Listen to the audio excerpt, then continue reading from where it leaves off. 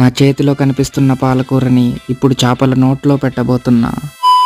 Hello Aquaman, ఈరోజు నా fishes అన్నిటికి పాలకూరనైతే ఫీడ్ చేద్దాం అనుకుంటున్నాను, ఇంక్లూడింగ్ అర్సిక్ ఫ్లవర్ హార్న్. అది ఫీడింగ్ అయితే ఏం సరిగ్గా తీసుకోవట్లేదు, కానీ ఒక ఆశ ఈ పాలకూర తింటదేమో అని. ఇప్పుడు ఫుడ్ వేసి అది తినకపోతే ఆ ఫుడ్ వల్ల అమోనియా జనరేట్ అయ్యే ఛాన్స్ ఉంది. సో ఫిషెస్ కి పెట్టే ముందు ఫస్ట్ పాలకూరనైతే ఉడకబెట్టుకోవాలి. కొన్ని మినిట్స్ లోనే ఇట్లా నీట్ గా ఉడికిపోతుంది. సో పాలకూర పెట్టి చూద్దాం, ఒకవేళ తినకపోతే తీసేద్దాం, అమోనియా కూడా ఏం రాదు. ఒకవేళ తింటే చాలా బెనిఫిట్స్ ఉన్నాయి. మంచిగా అరుగుతుంది, పొట్టని క్లీన్ చేస్తుంది ఫిషెస్ కి. మనం దగ్గర ఉంటే అది అస్సలు బయటికి రావట్లేదు. సో దూరంకి వెళ్ళిపోయి వీడియో తీసా, వచ్చి తినింది లైట్ గా, కానీ మొత్తం కంప్లీట్ చేయలేదు, ఏదో కొంచెం తిని వెళ్ళిపోయింది. ఇవి చూడండి ఎట్లా తింటాయో.